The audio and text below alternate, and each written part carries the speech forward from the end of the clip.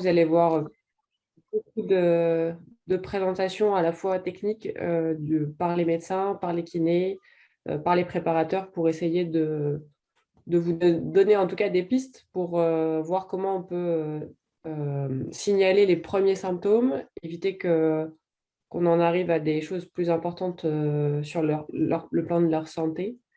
Et aussi vous dire que c'est un travail qui est quand même très long, qu'on ne va pas changer en quelques années. Et c'est pour ça que si on peut commencer dès le plus jeune âge et puis ensuite alerter tout au long de la carrière pour les préserver, ce sera vraiment une chose qu'on aura réussi à faire si on arrive à faire fonctionner tout ça. En tout cas, je pense qu'on va essayer de transmettre le plus d'infos via les pôles, via les techniciens, via les sportifs. On a déjà commencé pour les sportifs à rajouter des examens cliniques un peu plus spécifiques orientés sur la hanche depuis quelques années.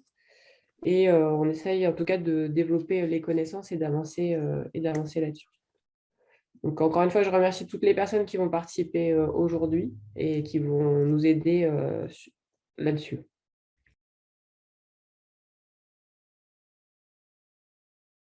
Bonjour à toutes et tous, merci à vous d'être présents. Merci à toutes les personnes qui ont préparé cette visio.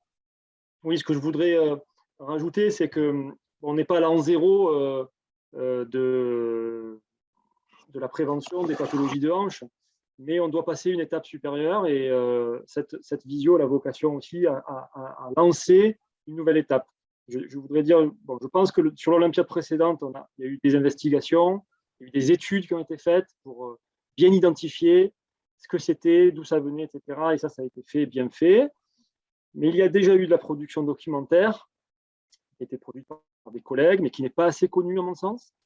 Il y a déjà eu des sessions de sensibilisation. Guillaume en a fait de son côté, d'autres en ont fait, mais on doit aller plus loin.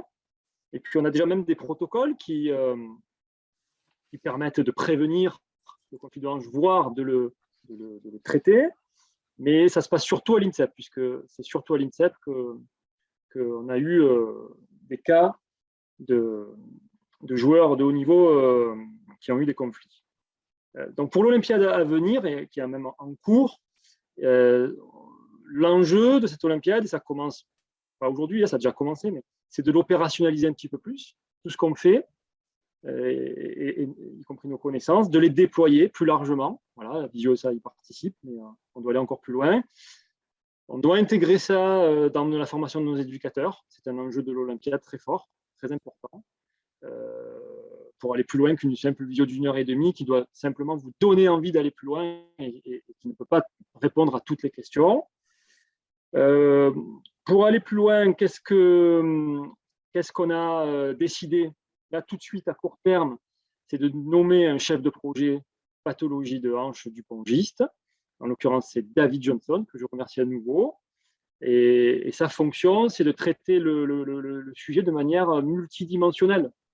Et le profil de David, c'est un profil qui lui permet de le traiter de cette manière-là, parce qu'il a été formateur en BE, il a été entraîneur, éducateur, il est à l'INSEP, il est à la croisée des chemins, il est en relation avec les personnes qui connaissent le mieux, les personnels médicaux et paramédical qui connaissent le mieux, qui traitent le mieux le conflit.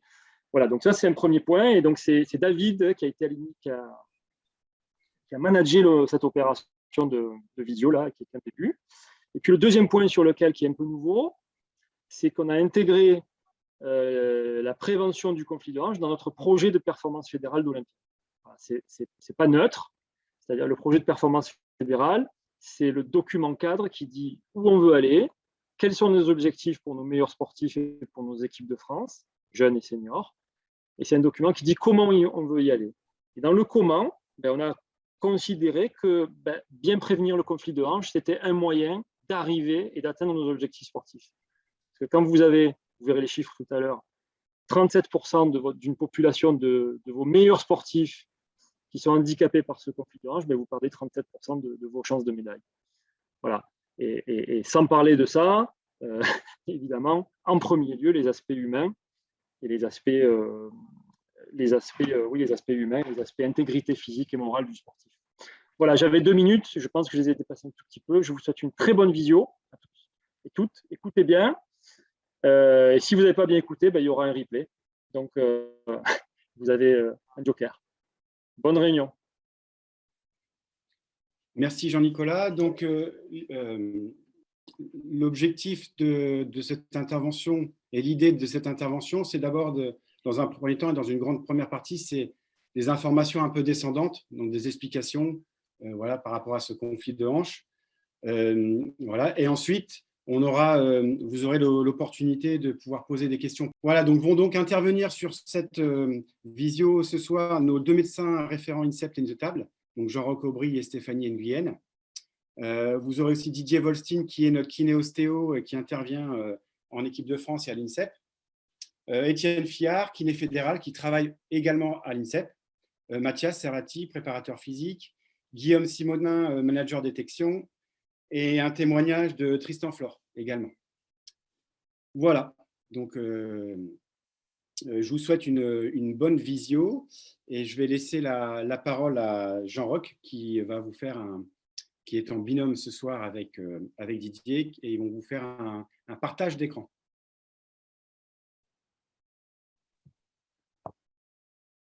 Bien, bonsoir à tous, merci David, merci de participer à la visio.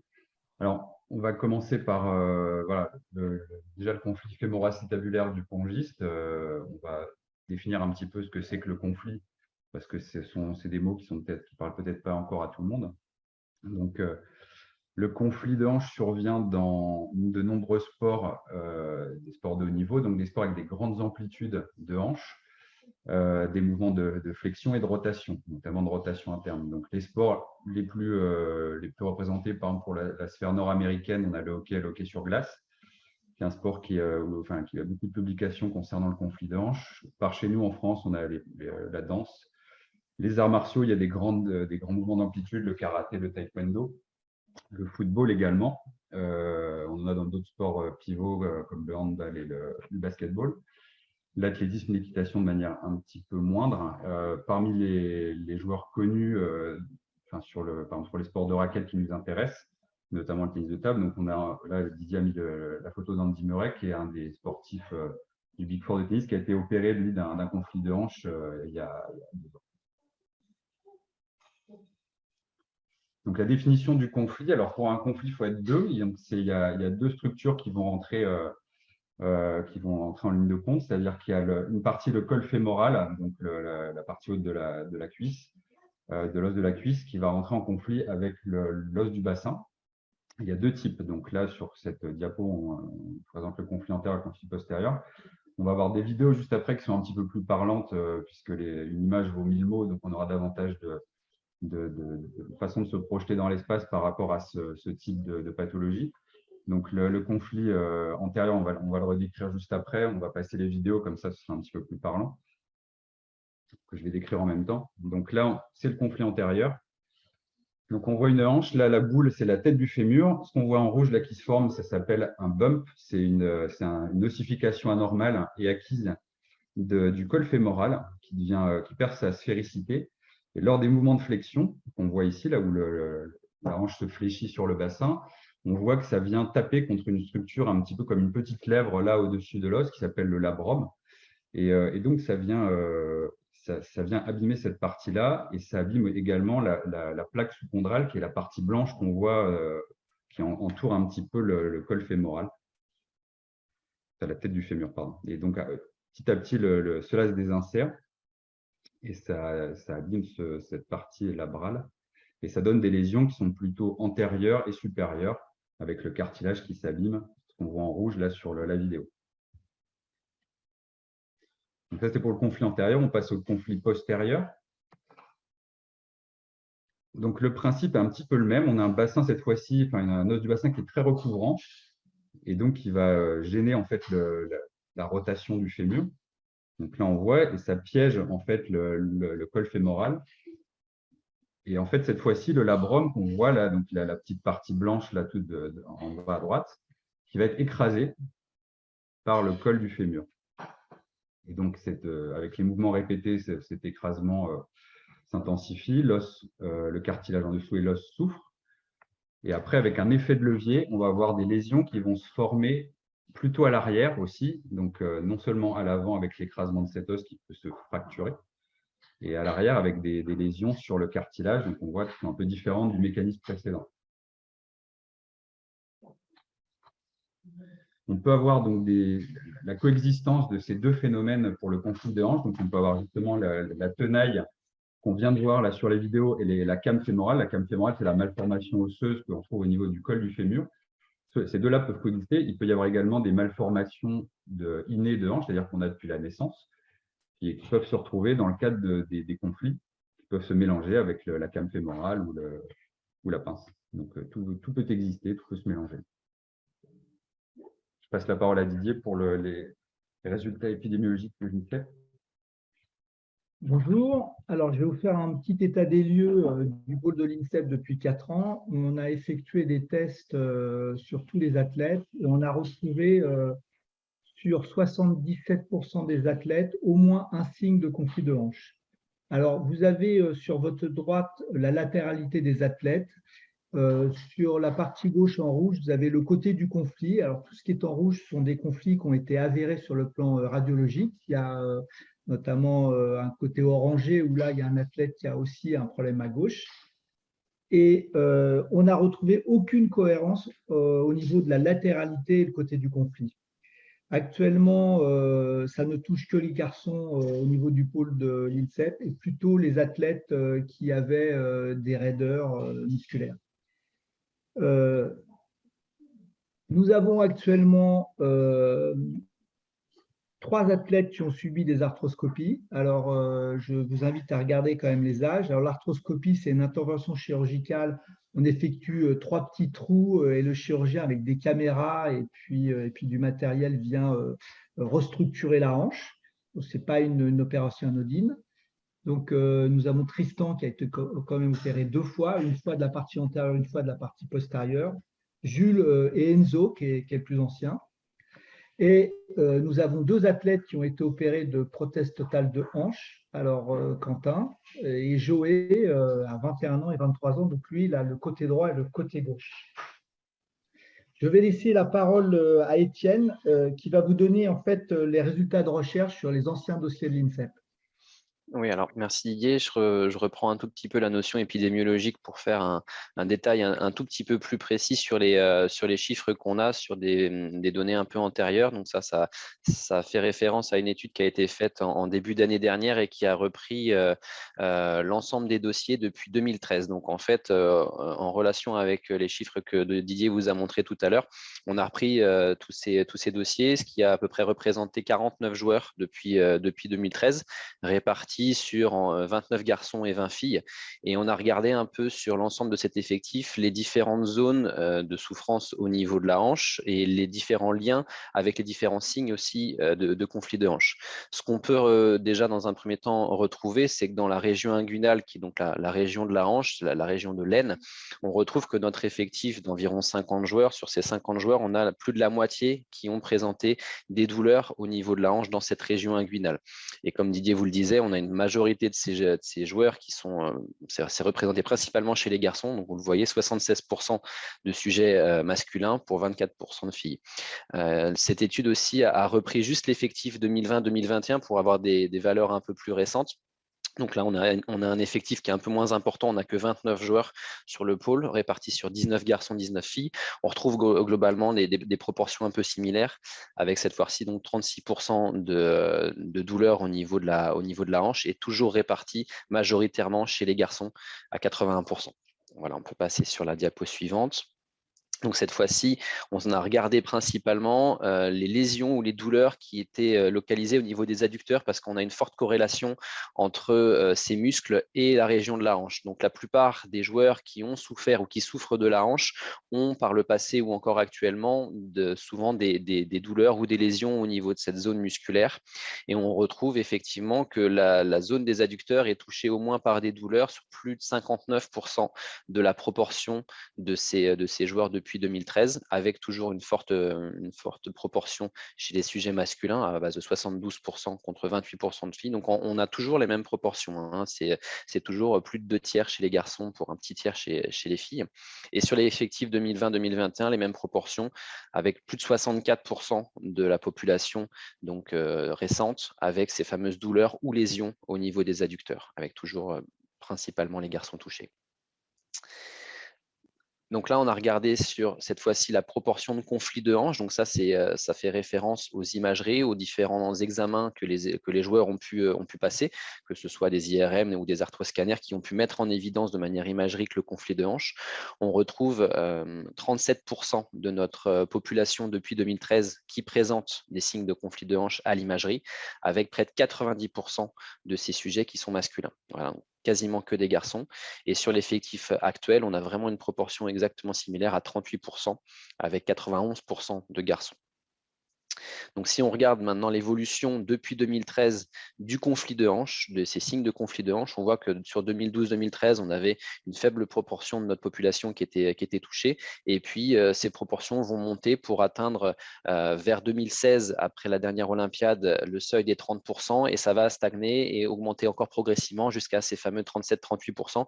Donc, si on veut aujourd'hui résumer un peu notre situation épidémiologique, on peut dire que plus de la moitié de l'effectif général présente au moins un signe de conflit de hanche, que ce soit douleur au niveau des adducteurs, que ce soit douleur répartie dans la région inguinale, sur une majorité de sujets masculins, et que la notion de conflit de hanche se représente à plus de 40%, enfin 37, 38, 40% pour essayer de globaliser de notre effectif, ce qui n'est vraiment pas rien et ce qui explique pourquoi on essaye de mettre tous ces moyens pour déjà pour prévenir et puis pour limiter ces dégâts.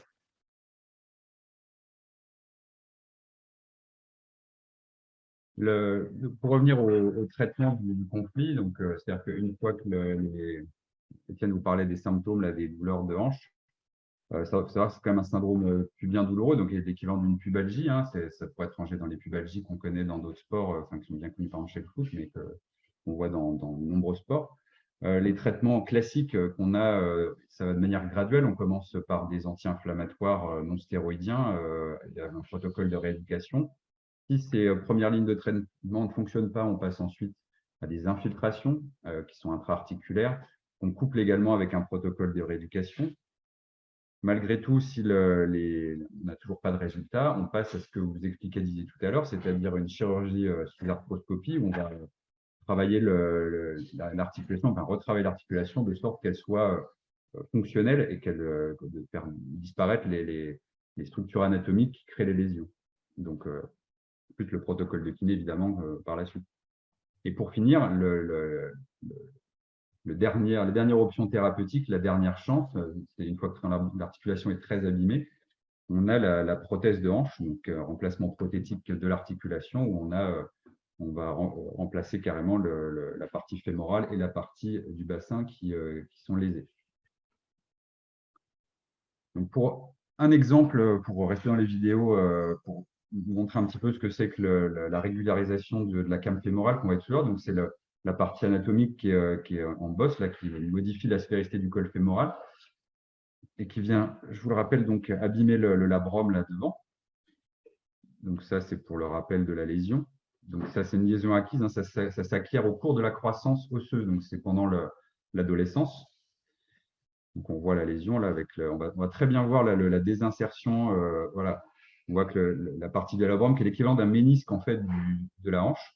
Et là, donc, on voit la technique chirurgicale où on va régulariser avec une fraise la partie de l'os qui est manquante. Et là, on va resuturer le labrum qui est décollé avec des points de suture. On va fixer ça dans l'os au-dessus et on le resuture. On suture cette partie du labrum directement à l'os.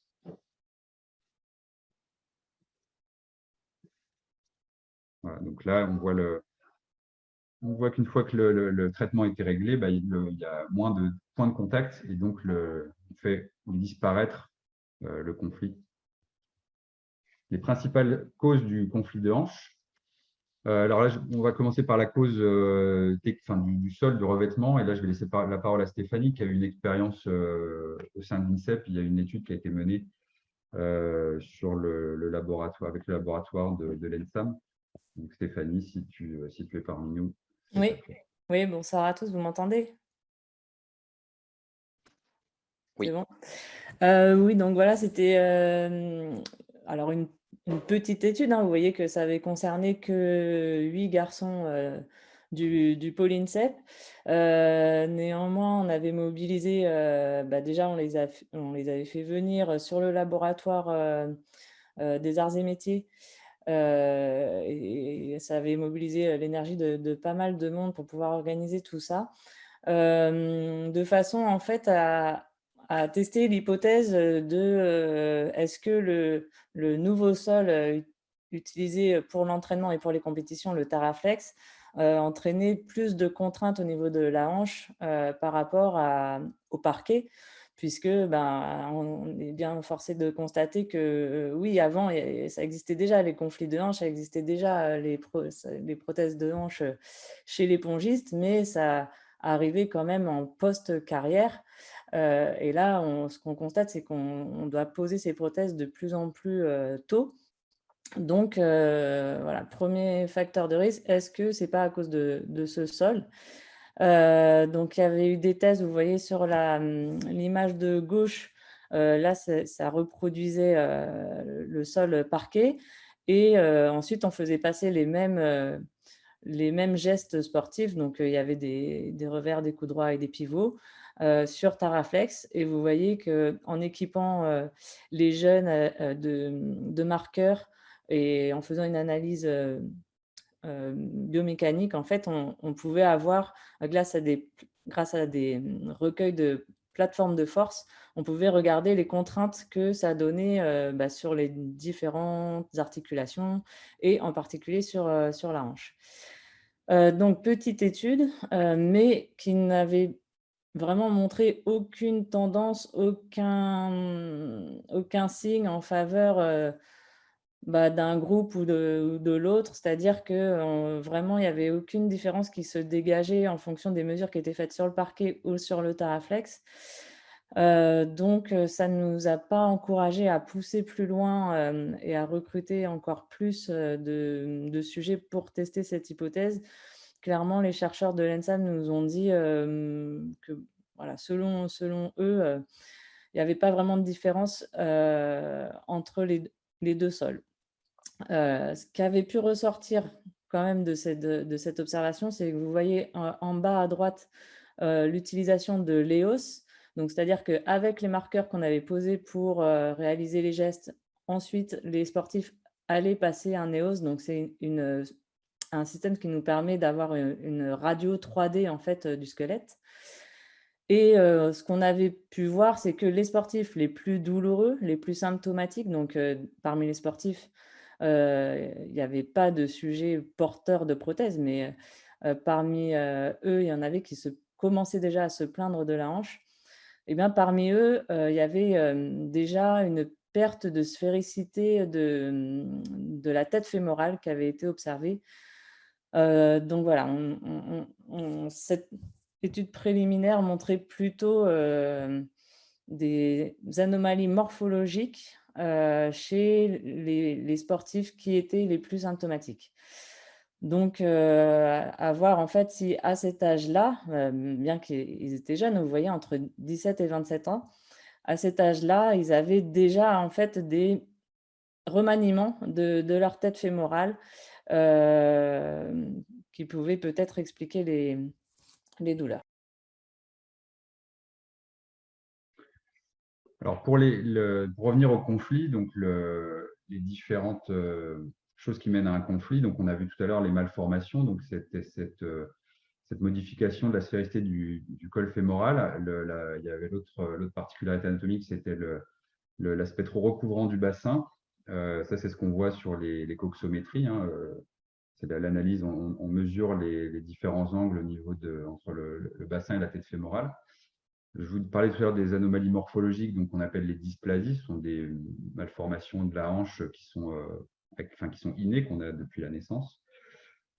Et pour faire en fait un conflit fémoro-acétabulaire, il faut non seulement qu'il y ait une malformation, mais en plus, on doit avoir aussi un geste et Mais en fait, voilà, faut qu'il y ait un des symptômes, il faut que ça parle. Donc, les lésions n'arrivent qu'au moment où il y a les symptômes. Donc, du coup, on a la malformation, mais on peut avoir juste la malformation et pas forcément de symptômes. Donc, le conflit, il faut qu'il y ait deux choses. Il faut qu'il y ait une traduction clinique avec justement cette malformation et des tests positifs.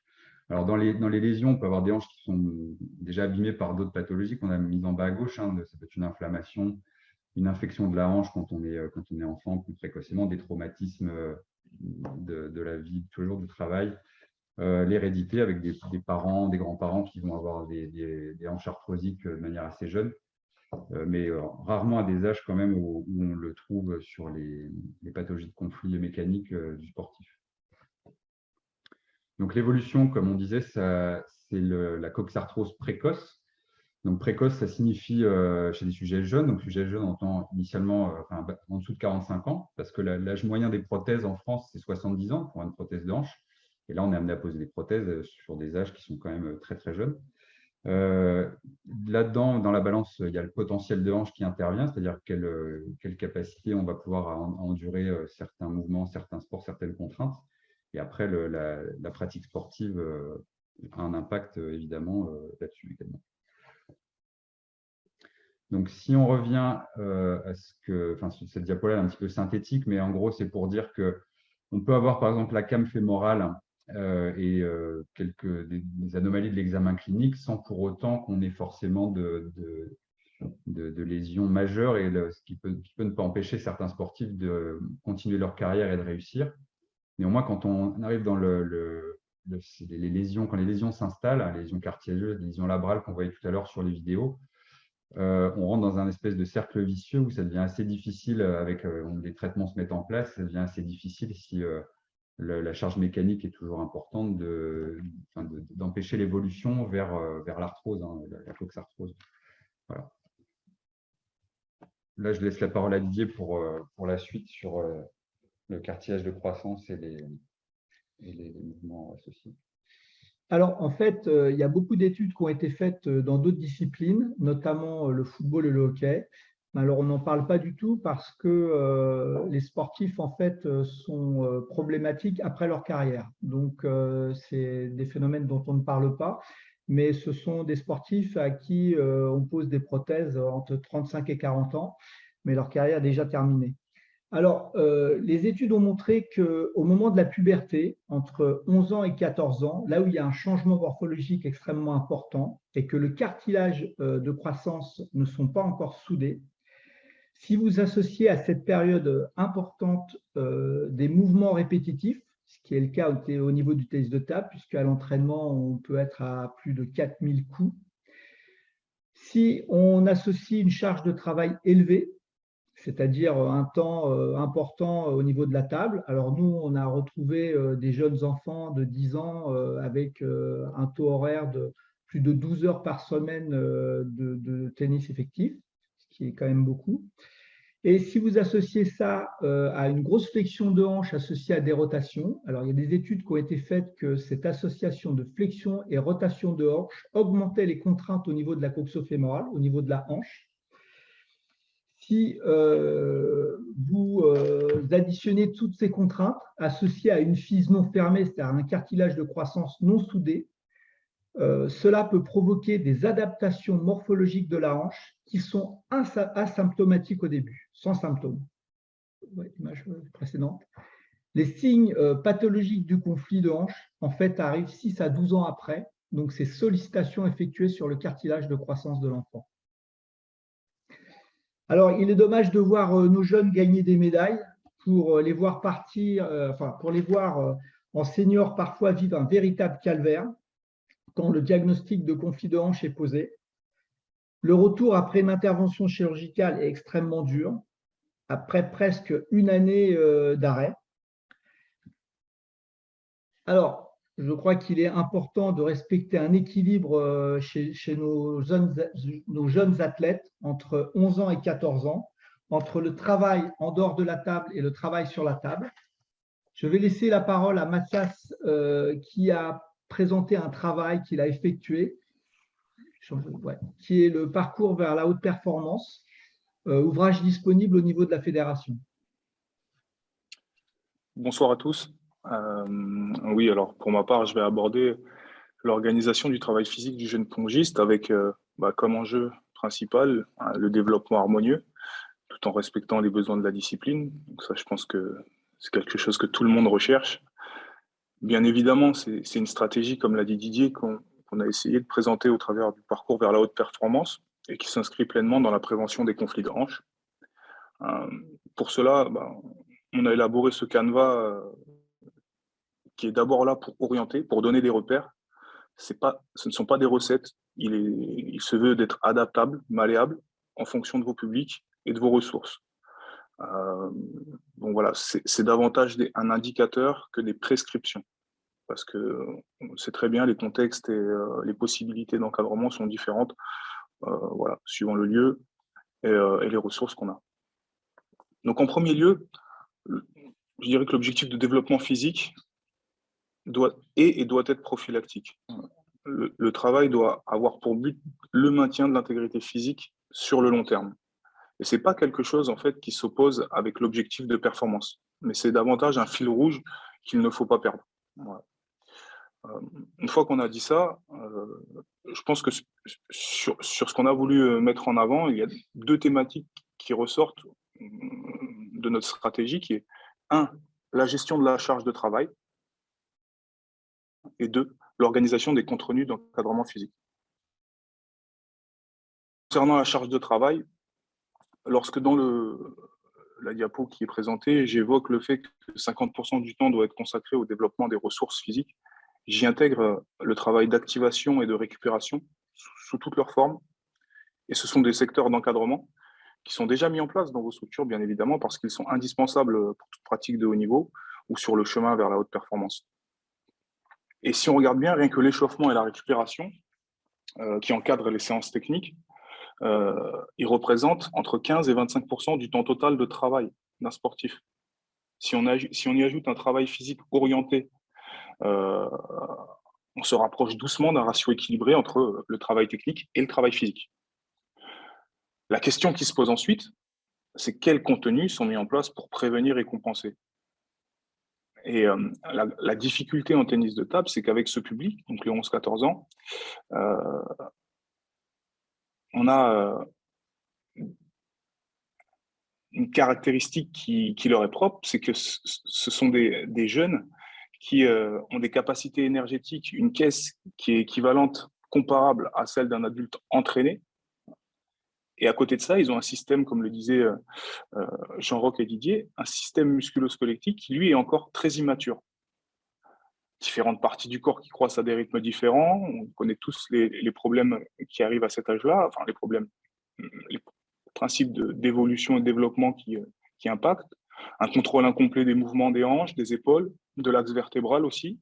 Des grands muscles qui se développent rapidement alors que les petits sont encore très immatures. Une perte de la souplesse naturelle et une structure osseuse fragile, donc on l'a dit. Du coup, être capable d'assumer énergétiquement un effort, ça ne signifie pas qu'ils sont capables de l'assumer mécaniquement. Et quand je dis assumer, pour faire écho encore une fois à ce que disait Didier, je parle de la capacité ou l'incapacité justement à gérer les micro-traumatismes qui sont souvent indolores pendant des années, mais qui usent sûrement et lentement le patrimoine osseux de nos jeunes pongistes. Donc, quand on a dressé ce contexte, ça paraît évident que le travail de développement compensatoire, quand je dis compensatoire, je parle de l'équilibre notamment des chaînes musculaires, et le travail de récupération doit prendre de la place dans la programmation globale de l'athlète. Car on n'a pas toujours les outils pour mesurer les contraintes mécaniques du travail technique. Et d'un athlète à l'autre, effectivement, on a une sensibilité plus ou moins forte à être amené vers un conflit de hanche peut-être plus tard. Mais encore une fois, on n'en est pas sûr. Et donc, il vaut mieux prévenir que guérir. Ça, c'est évident. Pour supporter la charge, il faut être équipé. Donc, dans cette diapo, l'idée, c'était de mettre en avant 3 formes essentielles autour desquelles peuvent prendre forme les contenus de préparation et d'encadrement physique. Une première partie qui est vraiment autour du renforcement musculaire. Et quand je dis renforcement musculaire, c'est aussi le travail de souplesse et de relâchement musculaire. Parce que c'est une part qu'on mésestime un peu parfois, ou qu'on fait un petit peu à la va-vite en se disant que voilà, c'est bien, mais pourtant ça peut prendre la place à tous les instants, que ce soit dans des phases de préparation, d'activation ou de récupération. Et à côté de ça, bien évidemment, le développement de la force, et en particulier l'endurance de force, qui assure le maintien de l'engagement musculaire dans le temps pour faire face à la réitération des efforts. Donc, je ne vais pas rentrer dans le détail parce que ce n'est pas l'objet de la présentation, mais le travail des muscles profonds, par exemple, est très important pour protéger les articulations. Donc, je pense qu'il y a une sensibilisation à avoir à différentes formes de travail bien particulières et qui correspondent aux besoins de nos jeunes pongistes dans l'activité. Ensuite, donc, renforcement musculaire, bien évidemment, la mobilité articulaire et d'abord sa stabilité et sa position par rapport au segment et au tronc, ce qui est de l'athlète et les tensions musculaires passives qu'il peut avoir au quotidien, fragilisant bien évidemment toute la structure d'un segment lorsqu'il va exécuter des mouvements à grande amplitude et grande vitesse. Et cette mobilité articulaire, elle va aussi avoir une incidence sur l'amplitude fonctionnelle du mouvement, en repoussant les limites des positions qui sont non traumatisantes ou parce qu'elles sont naturelles. Donc là, l'idée, encore une fois, c'est de permettre à l'athlète de pratiquer dans des proportions qui sont indispensables à la pratique du haut niveau, bien évidemment, mais avec le matériel et l'équipement qui lui permettent de le faire.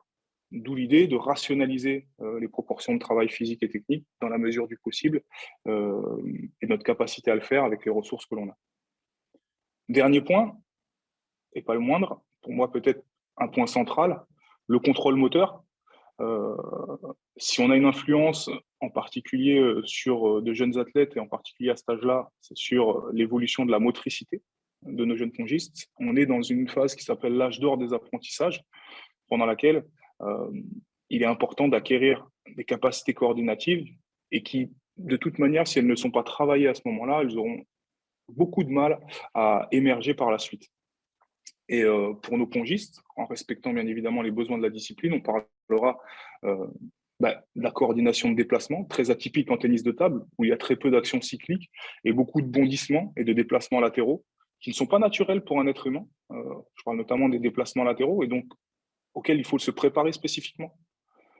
Et bien évidemment, la coordination de projection, puisque c'est une caractéristique de l'activité, avec encore une fois ce mouvement de rotation et de torsion sur les segments bas, mais aussi du tronc, et qui nécessite une préparation bien particulière. Donc voilà, je n'irai pas plus loin. Je pense qu'il n'y a rien de révolutionnaire dans ce qui est présenté, simplement la volonté de mettre en place un canevas. Et je pense que certains d'entre vous utilisent ou mettent en œuvre des contenus qui pourraient faire écho à ce qui est présenté ici de manière générale, parce qu'il faut rentrer dans le détail. On a cependant, je pense, encore besoin de cadres et d'outils de communication pour que les bonnes pratiques, ce qui découle de ce qui est présenté là, soient partagées et diffusées entre nous. Voilà, merci. Merci Mathias pour cette présentation détaillée. Après, on passe la parole à Guillaume pour le point de vue de la détection. Guillaume, c'est à toi. Bonsoir à tous. Donc l'idée, c'était un petit peu, voilà, à partir du moment où le conflit de hanche a été pris en compte un peu dans notre fédération, voir les choses qu'on a un petit peu changées au niveau de la détection sur les 2-3 dernières saisons. Le volume hebdomadaire, il y a eu l'importance aussi de le voir sur les 7 jours et tout au long de l'année. Donc si je détaille ça, c'est ne pas condenser absolument tout en 5 jours avec énormément, avec des journées des fois un peu trop longues d'entraînement et des séquences trop longues. Il vaut mieux faire un petit peu très fréquemment que beaucoup un coup et s'arrêter longtemps. Et aussi sur l'idée de tout au long de l'année, les grandes périodes de pause sont pas toujours très bénéfiques, surtout lorsqu'il y a une reprise qui n'est pas progressive. Voilà, c'est aussi des choses sur lesquelles on essaie d'être un peu plus attentif. Donc ça, c'est plus des choses au niveau de la planification. Au niveau des contenus, on l'a toujours un petit peu été sur la détection, mais on essaie encore de faire un peu plus attention, d'être dans la variété et le jeu, parce qu'on disait, c'est concrètement, on use une pièce un peu mécanique, notre hanche. Donc, si on propose de la variété, on est plus aussi sur des formes jouées, donc c'est-à-dire avec des choses beaucoup plus libres au niveau des répétitions et pas dans un cadre strict. Ça permettra un petit peu de se protéger. Et donc, la consistance, les habitudes plutôt que le volume. Donc, c'est ce que je disais, ne pas faire la course au volume, mais être plutôt sur les habitudes de faire régulièrement les choses de manière progressive, de manière constante tout au long de l'année. C'est quand même comme ça que notre corps s'adapte. Voilà, ce n'est pas en faisant un marathon une fois par an que je m'en sors, c'est en faisant un footing un petit peu tous les jours que petit à petit, je vais progresser. Pour prendre cet exemple un peu bête, mais que je trouve assez parlant.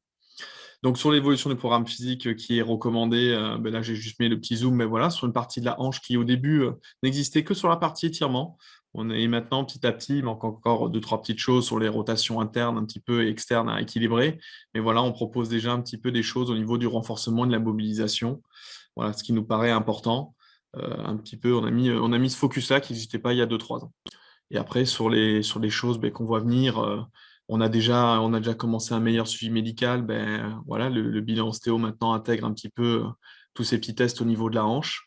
Je pense qu'on doit être un peu plus précis. On ne le fait pas encore lorsqu'ils ne sont pas en structure, donc avant 12 ans et des fois en structure, bien prendre en compte tout de suite l'âge biologique par rapport à l'âge civil, pour se rendre compte qu'on a des jeunes qui ont des croissances qui sont très précoces et donc un cartilage de croissance des fois plus rapidement en place chez eux.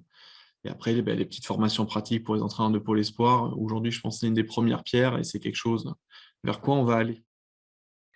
Alors, on ne va pas rentrer dans les détails. On va simplement vous parler globalement de la prise en charge multidisciplinaire du conflit de hanche. Alors, rentre en scène beaucoup de monde. On a un soutien souvent psychologique parce qu'il faut accepter la situation, il faut retrouver une motivation. Des soins kinés journaliers, voire même 2 fois par jour. On a des ajustements posturaux sur le plan ostéopathique. On a une préparation physique sous surveillance médicale continuelle. On a des protocoles de soins pour lutter contre la douleur qui vont être des cryos corps entier ou de la balnéo. On a un suivi médical avec des traitements antalgiques et anti-inflammatoires. On a une réathlétisation et reprise des entraînements sous surveillance en s'adaptant à la fatigue et à la charge de l'athlète. Charge de travail de l'athlète, en contrôlant la charge de travail de l'athlète. Nous avons effectué avec Étienne un petit protocole de routine pour un début de conflit de hanche.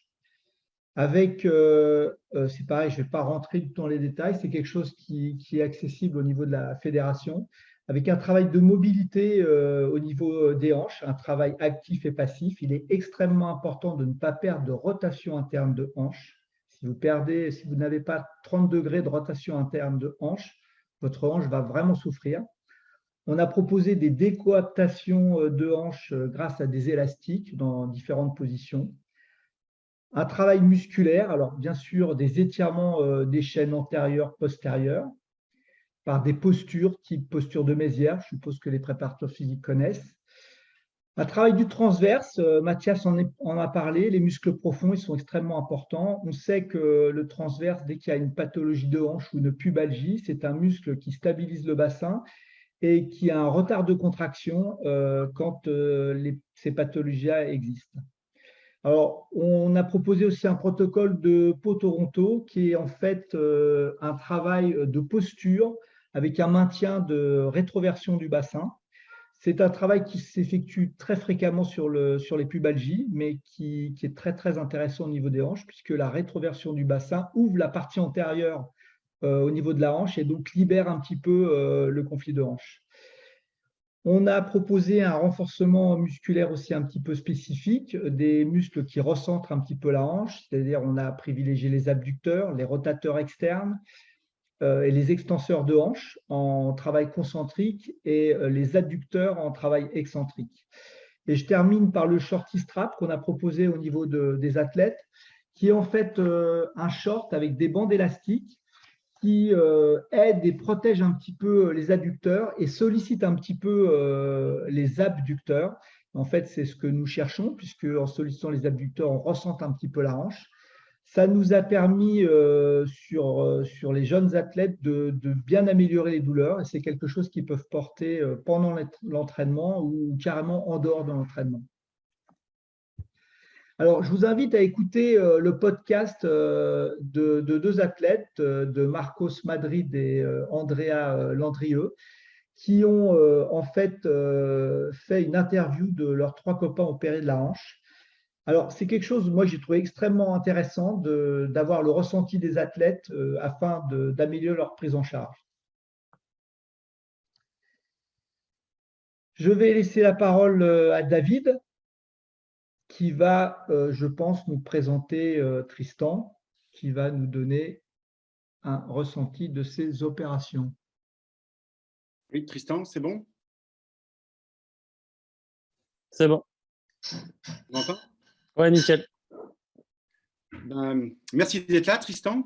C'est toujours intéressant d'avoir un témoignage de joueurs. Donc, je vais te laisser te présenter, parler de tes blessures et évoquer le sujet de ta hanche notamment. Je te laisse la parole, Tristan. Ok, bon, bah, déjà, bonsoir à tous. Ça me fait plaisir d'être là avec vous. Je pense que c'est important qu'on parle tous de ça parce que c'est un petit peu un fléau en ce moment, les problèmes de hanche. Il y a beaucoup d'opérations. Donc, pour revenir sur moi, moi, je me suis opéré en 2014 de la hanche, donc une arthroscopie. Moi, il n'y avait pas de prothèse. Donc, j'avais un conflit de hanche effet CAM. Donc, du coup, ils ont raboté la hanche. Ça s'est ensuite très bien passé pendant ma convalescence. J'ai réussi à trouver des solutions pour la rééducation. J'ai fait pas mal de travail de renforcement musculaire. Enfin, bon, je vous expliquerai un petit peu après. Et donc, du coup, en 2017, j'étais revenu à un super niveau. J'étais repassé dans les 40 mesures, donc très bien. Et j'ai ressenti la même douleur qu'au départ, et donc qui m'a beaucoup handicapé. Je me suis fait opérer, du coup, encore une arthroscopie. Donc, la première fois, en fait, c'était du côté antérieur. Et il ne pouvait pas, apparemment, avec sa machine à l'époque, aller plus loin. Donc, il m'a enlevé qu'une partie du cartilage qui dépassait antérieur. Et donc, du coup, en 2017, 3 ans après, il m'a opéré du côté postérieur. Et voilà, donc depuis ce moment-là, j'ai plus eu de problème de hanche. Bah, j'ai une convalescence comme tout le monde. J'ai mis à peu près 8 mois, 1 an à rejouer. Mais voilà, depuis, j'ai réussi à trouver des solutions pour que ça ne revienne pas, tout simplement, quoi. Donc voilà, David, tu veux que je continue par rapport à ça ou... Oui, vas-y. Ok. Donc, par rapport aux blessures de hanche, en fait, moi, je me suis rendu compte de pas mal de choses. Bah, déjà, j'ai eu pas mal de potes qui se sont fait opérer et j'ai rencontré des gens dans des centres de rééducation qui ont eu des problèmes aussi. Et donc, en fait, je me suis rendu compte que la hanche, il y en a beaucoup plus qu'on pense qui ont des problèmes, notamment des footeux. Moi, j'ai eu aussi des judokas qui avaient des problèmes quand j'étais en centre de rééducation. Et je me suis rendu compte qu'au ping, il y en a beaucoup, et dans les autres sports, il y en a de plus en plus. Donc certes, la technique fait qu'au ping-pong, il y a des problèmes par rapport à ça. La balle milieu, notamment, moi, c'était difficile. C'est là où je me faisais mal. C'était vraiment très compliqué. Mais dans les autres sports aussi, il y a des problèmes, ce qui veut dire que en fait, c'est parce que les gens s'entraînent de plus en plus tôt et de plus en plus. Et donc, ce qui fait qu'il peut y avoir vraiment une corrélation avec ça.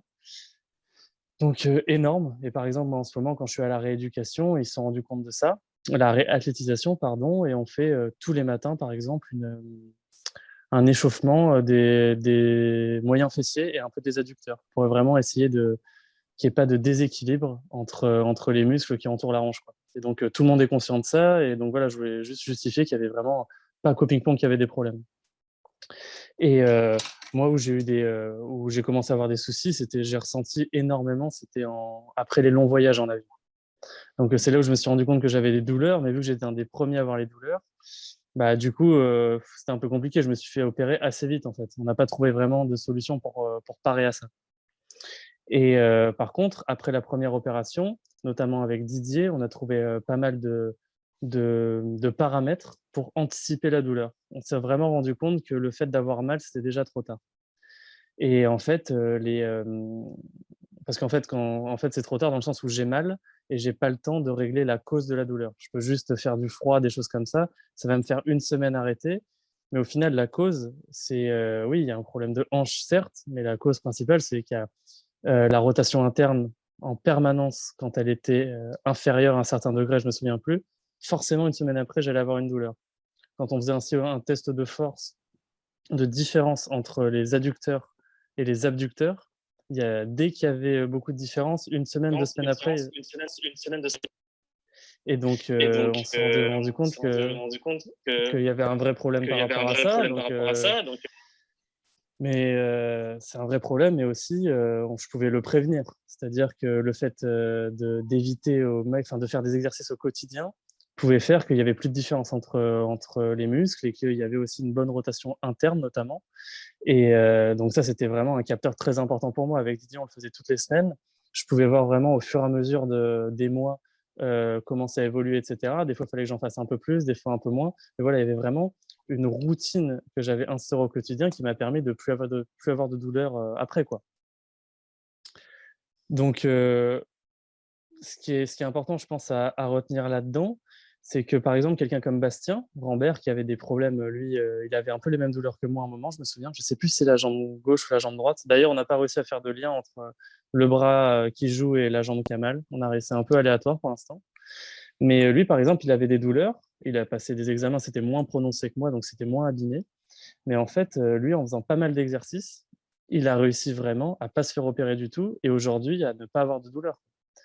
Donc, il y a clairement des possibilités avant d'en arriver à l'opération. Maintenant, on se rend compte et c'est bien. Moi, je trouve que c'est super encourageant.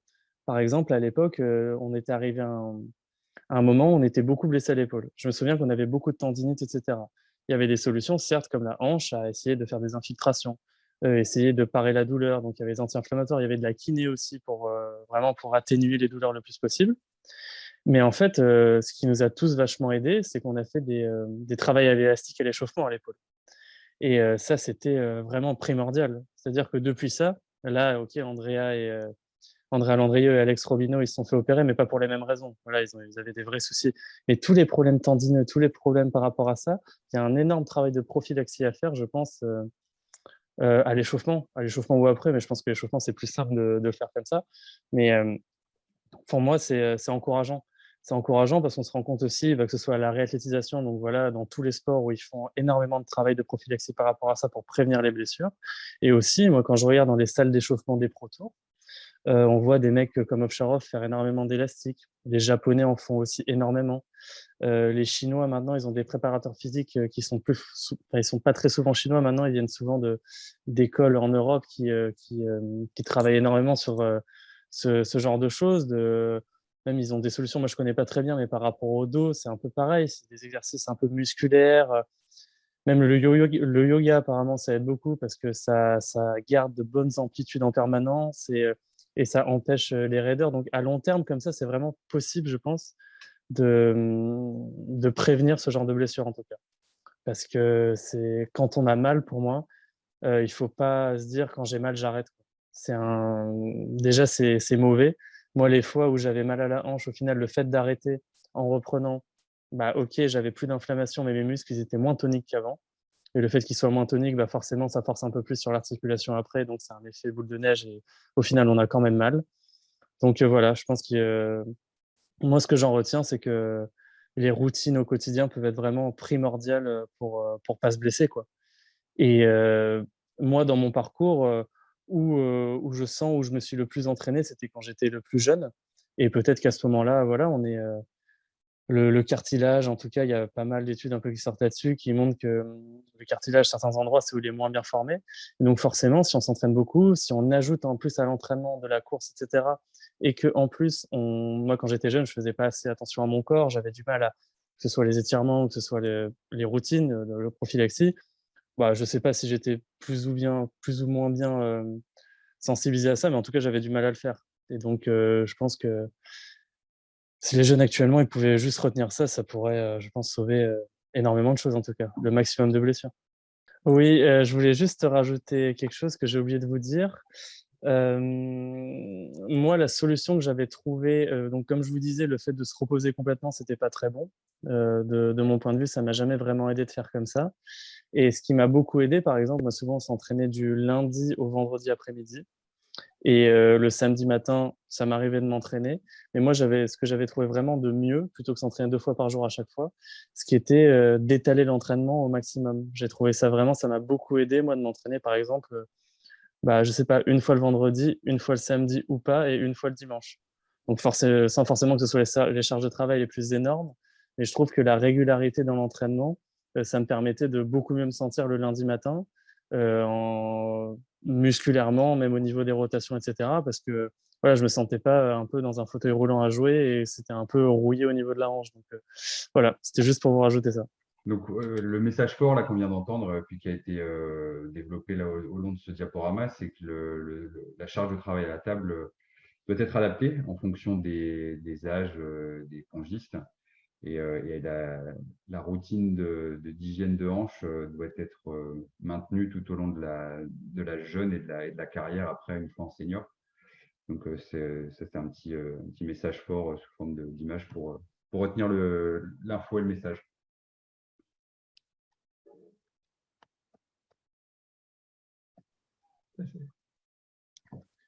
Alors, on remercie tout particulièrement parmi les participants Caroline Turlotte, donc médecin fédéral, Jean-Nicolas Barlier DTN, Stéphanie Nguyen, médecin à l'INSEP, Didier, ici présent, kiné-ostéo à l'INSEP, Mathias, préparateur physique, Étienne, kiné fédéral, également de l'INSEP, Christian Gobert, directeur des formations, Guillaume Simonin, qui avait fait une intervention également, manager de la détection, Tristan, qui a fait à l'instant son témoignage, et David Johnston, responsable du pôle France et coordinateur du webinaire.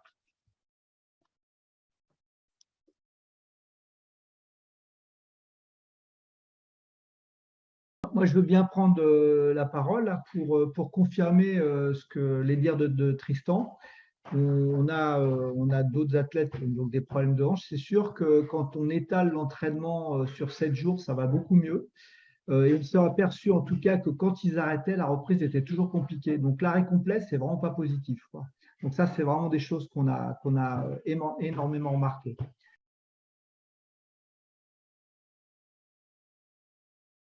Je pense que le tennis de table sont des sportifs qui ont une résistance à la douleur qui est anormale. C'est-à-dire qu'on a des athlètes qui nous donnent des symptômes. Quand on fait des examens, on ne s'attend jamais à ce qu'ils ont. Et ça va de la fracture de fatigue. On a eu des trucs de dingue. Je vous prendrai l'exemple d'athlètes qui ont fait de la boxe pour essayer de travailler un petit peu l'agressivité.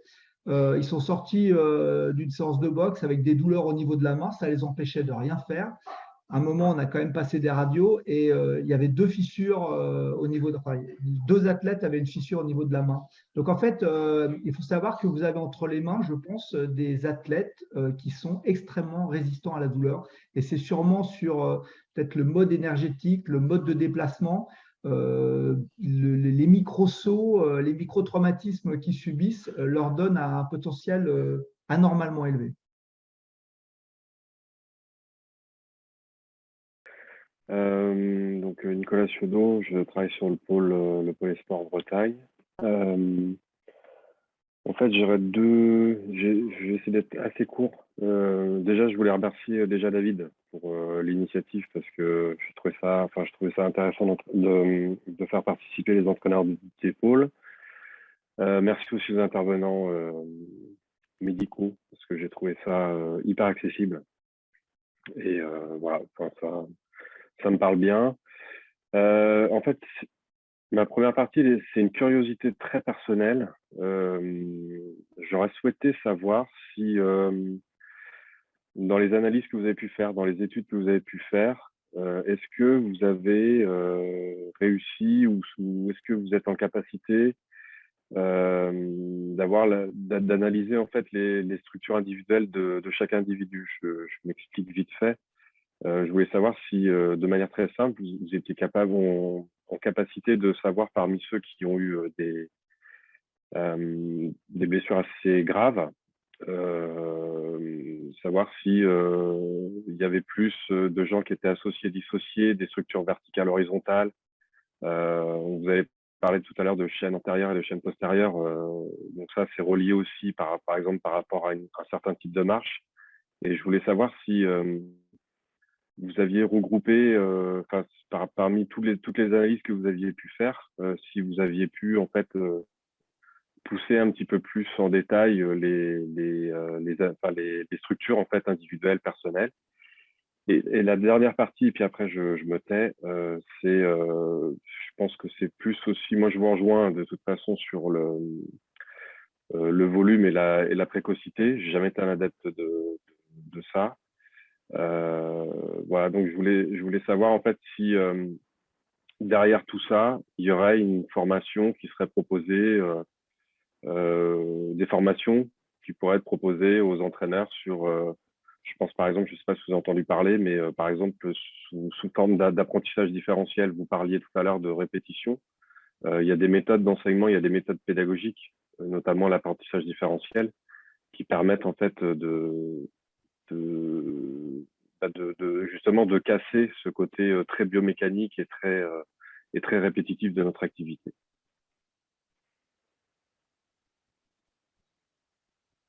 Si je peux me permettre, par rapport à la première partie de la question, tu parlais des préférences motrices, hein, c'est bien ça, Nicolas? Oui. Didier, ça te va? Parce que au final, ce sont des tests qu'on met en place très récemment avec une partie de nos pongistes. Tous n'ont pas encore pu être profilés, mais une partie d'entre eux l'ont été. Aujourd'hui, à ce jour, il n'y a pas de lien entre un profil moteur associé, dissocié, plutôt marche par le haut, marche par le bas, comme tu l'évoquais, et la survenue d'une pathologie de hanche, en tout cas. Pas de lien direct. Peut-être que l'échantillon, en tout cas, des personnes qui ont été testées, n'est pas suffisamment représentatif, mais on peut pas établir de lien entre un profil moteur ou des préférences motrices et une sensibilité au conflit de hanche. En tout cas, pas via ce qu'on a pu tester aujourd'hui.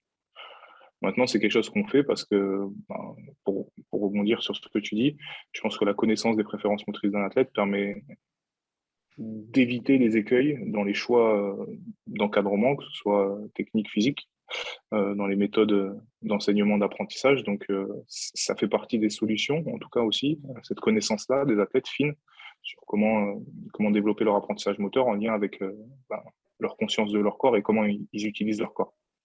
Donc, on est quand même dedans, ce qui concerne l'identification de ces profils pour essayer d'aboutir à quelque chose de plus fin en termes d'encadrement. Fabien Bernard, un préparateur physique, avait fait une étude aussi sur les jeunes, et notamment sur des jeunes pongistes, sur un pôle espoir. Il avait remarqué que nos jeunes pongistes avaient un déficit de souplesse. Il y avait un vrai déficit de souplesse. Donc, c'est un des éléments moi j'ai entendu tout au long et que j'ai aussi entendu auprès de Tristan et qui a été remarqué sur un échantillonnage. Concernant la souplesse, c'est sûr que tous les athlètes qui étaient un petit peu raides, comme on a vraiment mis un protocole au départ d'étirement, ils ont été globalement améliorés.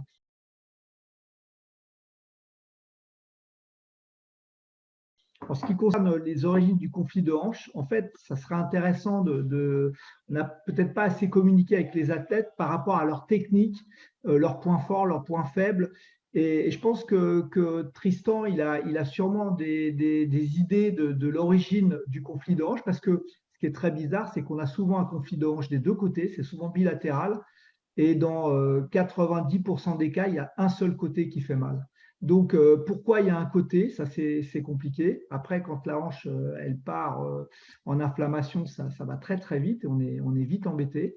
Mais j'aimerais bien que Tristan donne son avis sur le côté technique, parce qu'il avait fait une petite analyse des mouvements et il a peut-être mis le doigt sur quelque chose qu'on pourrait étudier aussi. Ok, bon, après, moi, ce que je dis, il faut être prudent, hein. C'est vraiment de l'impression, etc. Il n'y a rien de prouvé, il n'y a rien de quoi que ce soit, hein.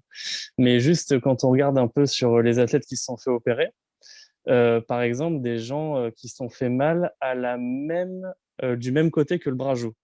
Donc, par exemple, Romain Ruiz est droitier, s'est fait opérer à droite. Un mec comme Enzo, anglais, s'est fait opérer, il est gaucher, s'est fait opérer à gauche. Jules Roland, il est droitier, s'est fait opérer à droite. Par exemple, ces trois joueurs-là, ils jouent énormément en coup droit, par exemple. C'est des gens, en match, c'est une chose, mais surtout à l'entraînement, ils font beaucoup de coups droits, beaucoup d'exercices de 3/4 pivot, beaucoup de 2-2, de choses comme ça. Ensuite, quand on regarde des gens comme Quentin, moi, un mec comme Andrea, il s'est pas fait opérer, mais il avait mal. Un mec comme Antoine, qui s'est pas fait opérer, mais qui avait très mal. Il y en a d'autres qui se sont fait opérer, mais je ne sais pas comme ça. C'est des joueurs on est plutôt proche de la table, nous, et on est plutôt revers coup droit. Des deux côtés, on n'est pas à prendre énormément de pivots, etc. Donc, ça nous permet de jouer souvent des balles qui arrivent au milieu. Et ces balles qui arrivent au milieu, c'est vrai que on laisse la jambe gauche sans la bouger et on tourne avec la droite. Et maintenant, le ping va tellement vite qu'on a souvent les jambes parallèles. À l'époque, quand c'est l'époque, je sais pas, filou, etc. La technique, c'était souvent mettre la jambe gauche devant la jambe droite pour être souvent en coup droit, etc. Nous, ça va vite, on a les jambes parallèles, et donc on tourne juste avec le tronc. Et un mec comme Joey, voilà, c'est exactement la même chose. Et donc lui, il a eu des prothèses, mais c'est le même problème. Et donc, ce qui fait que le fait de tourner comme ça, c'est vrai que même, j'en parlais un peu avec Didier, biomécaniquement, ça peut être à peu près logique que ça a créé des douleurs. Donc, c'est vrai que les mecs qui jouent beaucoup en coup droit, ils ont mal du côté de la main. Et les mecs qui sont plutôt équilibrés, ils ont mal de l'autre côté. Après, c'est qu'une corrélation pour l'instant. Je ne sais pas si on peut l'expliquer vraiment ou quoi que ce soit. Mais il y a ça. Et l'autre fois, j'en parlais avec Quentin, c'était plutôt intéressant. Il m'a dit que ceux qui avaient mal à la hanche, ils avaient un écart de jambes assez grand. Et donc, c'est vrai que quand on regarde, c'est possible. Il y a un lien. Je ne dirais pas que tous ceux qui ont les jambes écartées ont mal, mais ceux qui ont mal, ils ont souvent les jambes écartées en tout cas. Et donc, c'est écarté plus que le bassin, je dirais. Mais pour moi, techniquement, c'est évident qu'il y a des choses, c'est possible, etc. Mais je pense qu'en mettant énormément l'accent sur la technique, c'est complexe parce qu'après, on va arriver dans le truc où on se dit on change de technique. Est-ce que ça peut être un axe de travail de se dire quand on a 12 ans, on change de technique? Est-ce qu'il y a une technique propre? Moi, je pense que ce qui est le plus intéressant, ce serait de se dire, déjà, si au niveau de la prophylaxie, tout est très bien fait, qu'il y a des contrôles au niveau des forces, que la souplesse sûrement, je connais moins, mais au niveau des rotations, au niveau des forces, si tout est bien organisé de ce côté-là, déjà, je pense que le travail, il est peut-être à 90% fait. Ensuite, la technique, oui, mais je pense que c'est des cas, c'est trop complexe pour moi de raisonner comme ça. Enfin, je sais pas si on me dit aujourd'hui, il faut que tu changes ta technique pour ne plus jamais avoir mal à la hanche, ça me paraît complexe. Par exemple, moi, je m'étais blessé à 17 ans à l'épaule, je m'étais arrêté pendant 1 an à peu près. J'avais un problème, il disait que ça venait de mon omoplate qui était trop décollé, qui faisait que mon nerf était défaillant, donc ça pinçait, je me suis arrêté pendant longtemps. Là, on s'est tous dit, bon, c'est la technique qui fait ça. J'avais l'épaule trop basse, machin, ok, c'est une possibilité. Mais je peux pas jouer complètement différemment. Je pense qu'il faut se rendre compte quand on est pongiste, c'est pas possible de jouer complètement différemment. C'est pas comme au golf où un mec comme Tiger Woods, il a réussi à changer son. Enfin, il a pas d'adaptation, c'est pas la même chose. Nous, tu dois t'adapter à l'autre, c'est très difficile. Et moi, par exemple, par rapport à l'épaule, pendant 6 mois, j'ai fait le renforcement comme un porc. Et une fois que j'étais vraiment bien au niveau du renforcement, et ben là, j'ai réussi à reprendre sans jamais avoir mal à l'épaule. Et par contre, 5 ans après, pendant 10 jours, j'ai pas fait le truc d'épaule. Le 11e jour, j'avais mal à l'épaule. Et c'était déjà trop tard et je me suis arrêté 10 jours de plus. Donc, je pense que oui, il y a des trucs techniquement, mais il faut mettre l'accès, je pense, beaucoup plus sur la prophylaxie, tout ça. C'est déjà bien. Je pense que c'est le plus important. Voilà. Et juste un truc, excusez-moi, quand on regarde le nombre de joueurs français qui ont mal à la hanche, et quand on regarde tous les autres étrangers, notamment en Europe, je ne vais pas mettre les Asiatiques dans l'eau parce qu'ils n'ont pas la même morphologie que nous, mais tous les autres Européens, quand on les regarde, on n'a pas l'impression que les Européens, les autres, ont une technique moins bonne que la nôtre. On n'est pas connu pour ça au niveau français, mais ce que je vous ai cité, c'est des gens plutôt coordonnés, qui ne sont pas très peu souples. Enfin, c'est pas scandaleux. Je pense que Mathias peut bien voir au niveau athlétique, etc., il verra mieux que moi, mais c'est pas scandaleux leur manière de bouger, etc. Et donc, ça veut dire que le lien, il vient pas forcément de la technique, sinon tous les Européens ont mal. La différence, c'est que les Européens, eux, ils ont commencé à s'entraîner beaucoup plus tard et aussi à faire pas mal de prophylaxie. Donc, je sais pas si c'est vrai, etc. C'est vraiment un peu je réfléchis à haute voix, entre guillemets, mais voilà, je pense qu'il faut plus aller dans cette direction. Juste pour finir avec la prophylaxie, parce que c'est vrai que prophylaxie, prévention. Déjà, je pense que c'est de bien prendre en compte ce qu'on fait et de réfléchir à ce qu'on fait déjà dans les moments en fait qui sont dédiés à la préparation et à la récupération, peut-être de se questionner sur ce qu'on peut mettre en place. Je pense que Tristan l'a très bien dit en parlant notamment de l'utilisation des élastiques. Et même, on peut se dire à un moment donné, passer du temps à la salle ou dédier une séance pour du renforcement ou du travail physique, pourquoi pas se dire si la contrainte la plus forte est quand on fait du travail technique, avant ce travail technique, prendre du temps pour que l'ensemble de la musculature, l'ensemble du corps soit prêt, être sûr qu'il soit prêt à pouvoir subir la charge de travail, entre guillemets. Et donc, du coup, s'accorder 10, 15, 20 minutes de plus, voilà, plutôt que de s'échauffer physiquement 15 minutes, peut-être passer à 30, peut-être faire des exercices comme si c'était un petit bloc d'une séance avec un peu de renforcement, du travail d'appui, du travail qui active la tonicité et le gainage actif de tous les segments, en particulier de la hanche, mais de tous les segments. Je pense qu'il y a des choses déjà dans les moments dédiés à l'échauffement qui sont à mettre en place, comme dans les moments dédiés d'ailleurs à la récupération, où souvent on pense récupération, on se dit passivité. Je pense qu'il faut réfléchir aussi à ce qu'on peut mettre dans les moments de récupération, récupérer d'une amplitude ou d'une tension musculaire sur l'épaule, sur la hanche, c'est être actif et c'est faire des exercices, des mises en tension, d'étirement, de relâchement qui permet justement aux muscles de retrouver des amplitudes et une homogénéité qui le mettra dans un état de récupération et de régénération optimale. Et là-dessus, je pense qu'on a aussi des protocoles ou des process à développer, à réfléchir ensemble, à développer et à partager.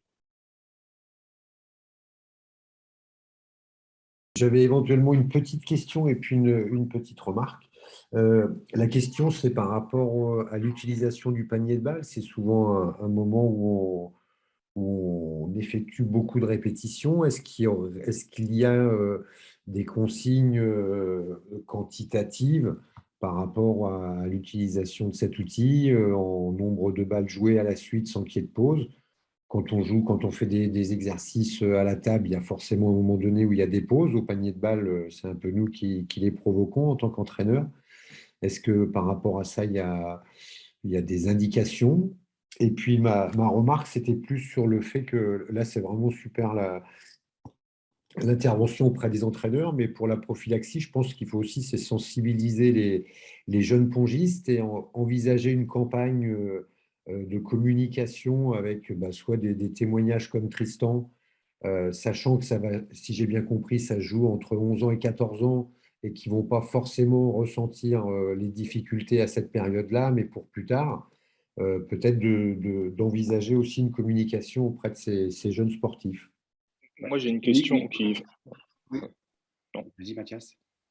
Ouais, c'est juste l'objectif du panier de balles avec la densité de balles, à un moment donné, tu as un objectif technique. Donc, c'est difficile de sortir de ça. Je pense si tu enchaînes des séries de balles, c'est avec une finalité derrière. La question, c'est dans quelle mesure tu peux justement éloigner les signaux, c'est-à-dire faire un panier de balles moins dense ou avec une fréquence peut-être forte et puis un arrêt à un moment donné.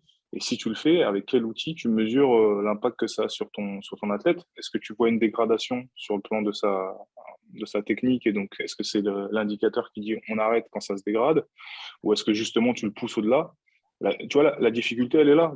Je pense qu'il n'y a pas de bonne réponse. Moi, je n'ai pas de réponse en tout cas. Ce qui est sûr, c'est que sur un plan purement physique, je dirais que si je veux préserver mon athlète, je vais essayer de chercher des indicateurs qui me disent c'est un niveau de dégradation trop important de la technique. On peut avoir des défaillances dans la posture, dans l'amplitude des mouvements qui aboutissent peut-être à des traumatismes un peu plus forts à ce moment-là. Et donc, du coup, j'utiliserai ça comme outil pour stopper ou gérer mon panier. Mais encore une fois, ça dépend des objectifs de travail. On voit très bien des athlètes se pousser au-delà de leurs limites, en tout cas aller jusqu'à ne plus pouvoir suivre le rythme, entre guillemets. Mais est-ce que pour autant, ça a généré de la dégradation suffisamment forte à ce moment-là sur leur technique? Peut-être pas. Peut-être que c'est plus la répétition dans le temps et le micro-trauma, comme on l'évoquait. Voilà. Nicolas, au-delà de cette notion de panier, c'est vrai que c'est ce qui renvoie le plus dans notre pratique quand même. Il y a une connotation assez physique et la notion de répétition. Donc, par rapport à cette répétition, je ne sais pas s'il y a une formule ou s'il y a un protocole, mais en tout cas, c'est quelque chose qu'il faut… Tout ce qu'on dit un peu ce soir, notamment par rapport à la répétition, c'est quelque chose qu'il faut avoir dans la tête. L'entraîneur, il doit l'avoir, voilà, quelque part, et dans sa programmation. Donc, ce qu'il fait, c'est qu'il voilà, c'est pas se dire, il ne faut plus faire de panier, plus faire de répétition, mais il faut avoir cette notion-là. Et pour rebondir sur ce que vous disiez, quand on parle de répétition, ça renvoie directement au panier de balles. C'est clair, souvent on fait la même chose pendant longtemps. Ça, il faut vraiment réfléchir quand même par rapport à ça. Il y a la notion d'exercice de rythme, où dans nos entraînements, il y a quand même une bonne partie de la séance, enfin, une partie, ça dépend comment on entraîne, mais où il y a beaucoup de répétitions, notamment d'exercices de rythme. Et les notions de challenge aussi, où c'est intéressant de challenger le joueur en disant tant que tu n'as pas réussi, il faut continuer. Je pense que ça, il faut faire attention.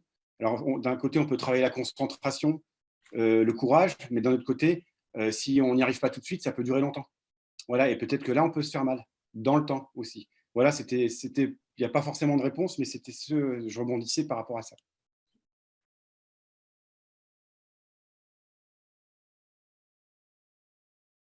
Bonsoir tout le monde. Juste une question. Tristan disait que c'était difficile de changer ou modifier sa technique à partir d'un certain âge et d'un certain niveau. Est-ce qu'il y a des choses à respecter au niveau de l'apprentissage, justement? Alors, à faire ou à pas faire, parce que ça pourrait éviter d'avoir des changements à faire plus tard. Je ne sais pas, des gestes à pas faire au niveau du bassin, au niveau des appuis, au niveau du haut du corps, pour essayer justement de limiter ce type de problème. Je veux bien répondre. Si je peux, ouais. C'est le poison et le vaccin. Tout est une question de dose.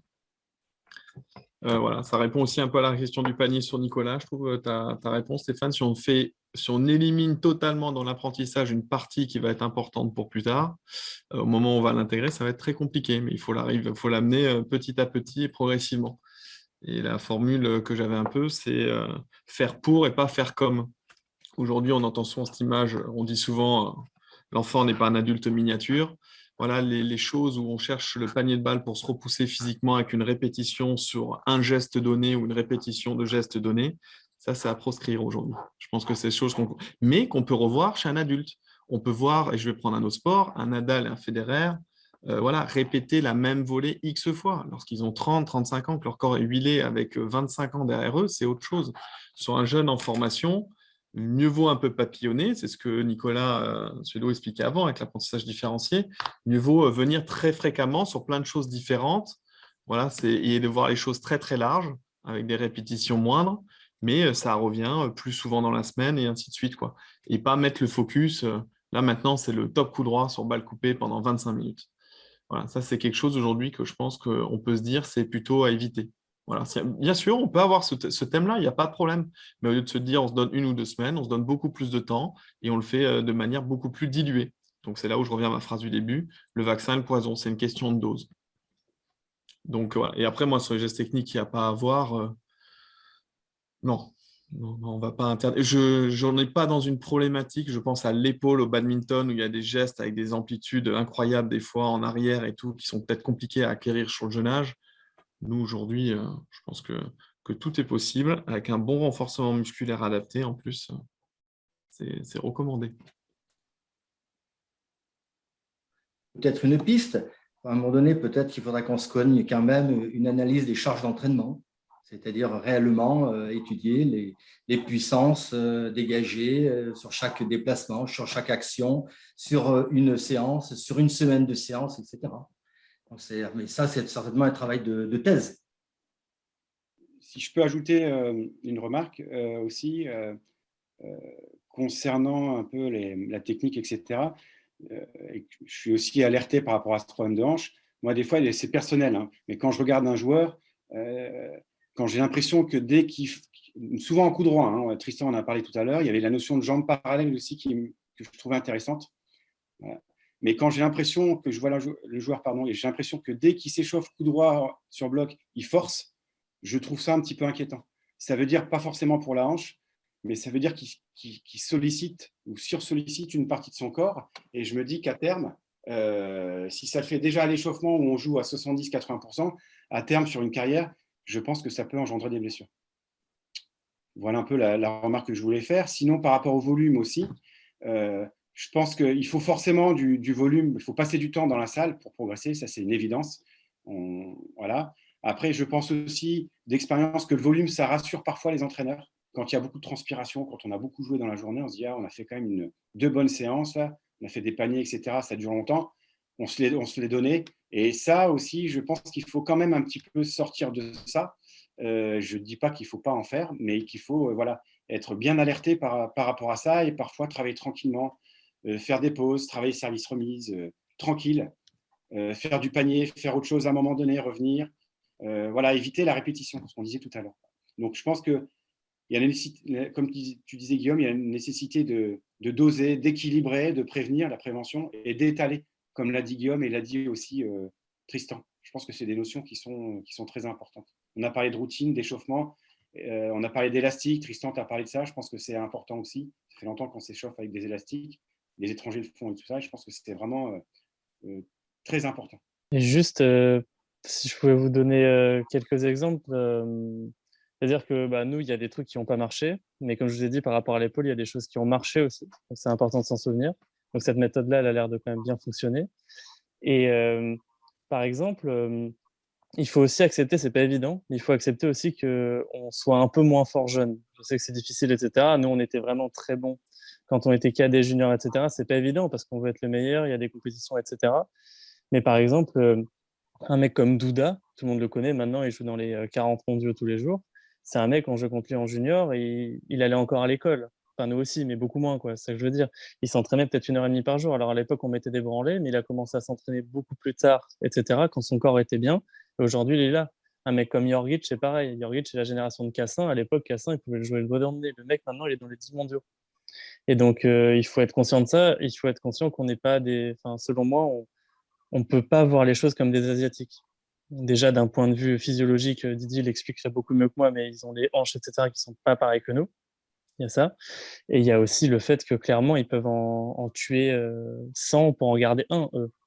Donc, je pense que ce n'est pas la bonne manière de voir les choses. Il y a des très bons Allemands et des très bons Européens qui ont réussi à être très forts. Les Portugais avec Freitas, etc., ils ont réussi à être très bons en s'entraînant beaucoup et surtout régulièrement quand ils étaient plus âgés parce qu'ils n'étaient pas blessés aussi. Et donc, ce qui est important, c'est d'avoir plus un peu de l'assiduité, de la longévité, que pour moi, s'être entraîné énormément jeune, etc., ça nous a beaucoup aidé. Moi, je ne regrette rien. Mais quand on voit ce que ça donne un petit peu aujourd'hui, il faut un petit peu changer le curseur, je dirais. Et je pense que ce qui est important aussi, c'est que c'est peut-être d'un autre point de vue, après peut-être que là, on va un peu loin, mais quand on s'entraîne énormément étant jeune, il y a aussi, on peut assez vite, ça dépend des gens, mais en être un petit peu dégoûté. Et je pense que quand on s'entraîne très dur, plus tard, quand on continue à s'entraîner dur parce qu'il y a des compètes et que ça nous prend un peu la tête de jouer, je pense que le corps, il n'est pas le plus détendu non plus. Et que c'est très important de faire quelque chose où on est détendu quand on joue, qu'on aime ça. Et je pense que voilà, c'est important, que ce soit pour le corps, pour l'esprit, de vraiment un peu, il n'y a pas que l'empirique qui marche, quoi. Il n'y a pas qu'en tapant 25 fois la tête contre le mur qu'on va se rendre compte. Il y a d'autres manières de travailler et j'ai l'impression que ça va dans le bon sens, donc tant mieux. Juste pour rebondir un tout petit peu sur ce que Tristan a dit, moi j'étais 7 ans responsable de la catégorie junior, donc j'ai coaché les Français contre énormément d'étrangers forcément, et il y a beaucoup de fois où sur pas mal de joueurs où n'importe quel joueur de mon équipe en simple ou en par équipe battait ce joueur et je les ai vus dépasser. Il y en a beaucoup que j'ai vu dépasser nos juniors qui sont seniors maintenant. Voilà, j'en ai des noms, des joueurs comme ça, j'en ai vraiment beaucoup, quoi. Donc, ce que disait Tristan sur le fait de. Certains joueurs, je pense, jouent moins, même si peut-être maintenant, dans beaucoup de pays, ça s'entraîne plutôt. Je pense que oui, dans le plus jeune âge, ils s'entraînent quand même un peu moins et le plus gros du travail, peut-être, c'est entre 18 et 21 ans. Voilà, où là, on développe vraiment la capacité d'entraînement du joueur. Et on est vraiment là dans le très haut niveau et dans ce qu'il faut faire pour être très bon au quotidien.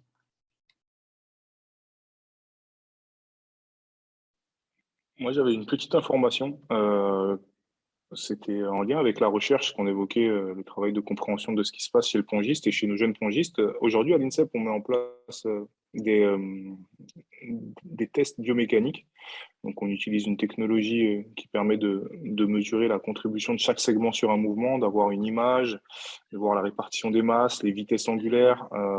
C'est super intéressant avec nos pongistes de pouvoir travailler comme ça et ça nous sert vraiment de support pour ensuite orienter le travail, qu'il soit technique ou physique, en lien avec des manques, des carences ou ce qui me paraîtrait avoir aussi du sens, parce que l'outil nous le permet, puisqu'on a des vitesses angulaires au niveau du bassin, on peut avoir les torsions du tronc et de la hanche à un instant T et voir effectivement la contrainte sur lui par chaque articulation. C'est de pouvoir observer ces contraintes dans le pongiste au cours de sa formation, et donc d'avoir peut-être des pongistes aussi encore en formation, jeunes, en particulier nos pongistes de 11 à 14 ans, pouvoir examiner leur motricité et leur biomécanique dans l'activité, dans l'action. Donc c'est quelque chose qu'on réfléchit, mais par contre, je pense que la technologie est transportable, mais difficilement pour l'instant aller sur l'épaule, ça paraît un petit peu compliqué. Par contre, voilà, dans la stratégie à mettre en place, je pense que ça pourrait être intéressant d'avoir des données et des données bien évidemment qui ne sont pas pour nous. Elles le sont certes, mais elles le sont aussi pour les entraîneurs, pour pouvoir alimenter leur compréhension de la technique de leurs athlètes et voir peut-être sur quoi travailler. Donc voilà, c'est quelque chose que je pense qu'on va chercher à développer et si ça vous intéresse en tout cas d'avoir des informations à ce sujet, je serais ravi de partager des informations sur le projet de recherche qu'on mène en ce moment à ce sujet.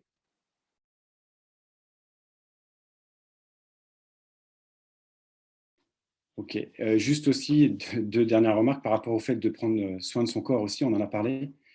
C'est notre outil de travail, c'est l'outil de travail des jeunes, entre guillemets, hein, même si on ne travaille pas quand on joue au ping. Et je pense que dans une grosse première partie de la carrière, c'est l'entraîneur en fait qui guide et qui dirige, entre guillemets, qui guide, qui accompagne ensuite. Mais donc on est quand même très responsable de ce qui va se passer sur le plus jeune âge. Après, peut-être, quand le joueur est un peu plus mature, il connaît un peu plus son corps et on est un peu plus à l'écoute aussi de ce qu'il dit. Voilà, donc, mais je pense que c'est fondamental de faire attention dans les 7-8 premières années de ping, parce que c'est clair qu'une blessure, ça casse le rythme. Tristan a parlé de continuité. Il n'y a pas que Tristan qui le dit, mais on a parlé d'étaler, etc. La notion d'enthousiasme aussi que Tristan a évoqué, je pense que c'est important. Voilà, donc il y a pas mal de choses qui sont de toute façon liées. La notion de santé et de la responsabilité qu'on a par rapport à la santé des joueurs.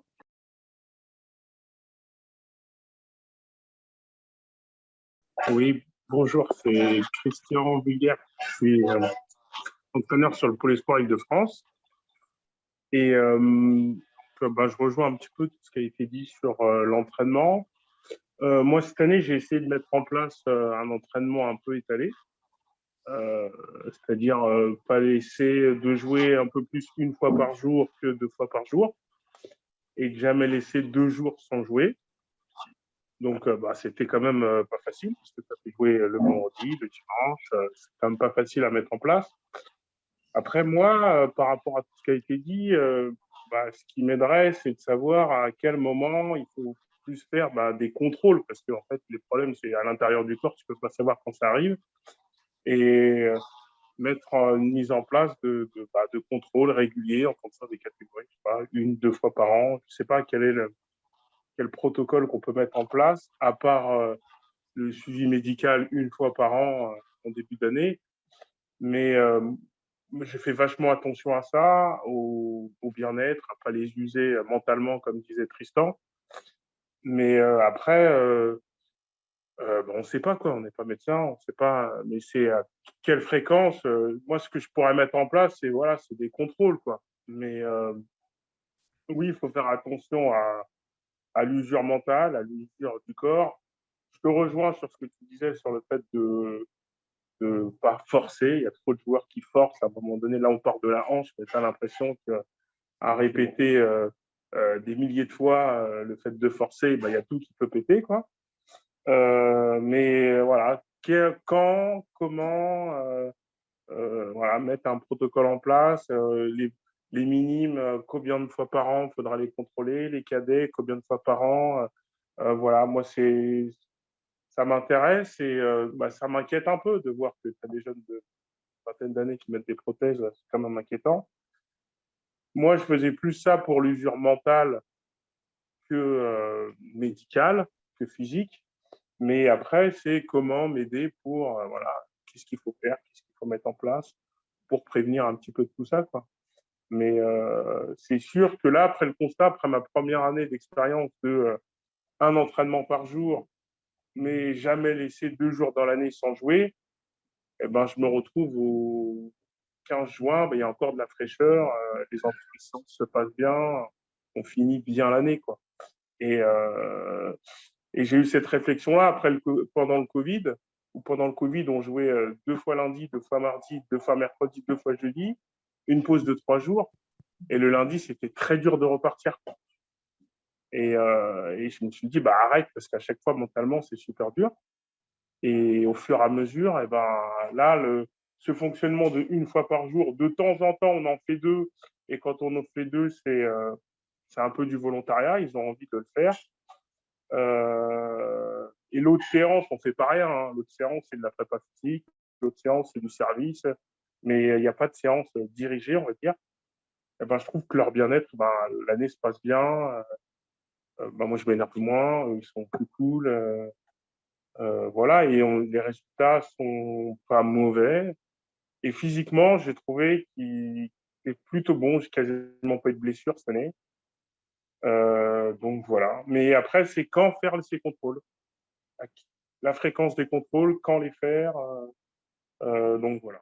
Bonjour Christian, ouais, par rapport aux contrôles médicaux, alors nous, à l'INSEP, nous, on voit surtout les seniors, on va parfois un peu des plus jeunes, mais en gros, on a déjà dans le cadre du bilan SMR, on a un examen des hanches spécifique où on va rechercher, comme disiez tout à l'heure, les raideurs, les troubles de rotation interne, avec tout un tas de tests qui nous amènent à un score, et ce score, après, il nous amène à pratiquer des examens complémentaires.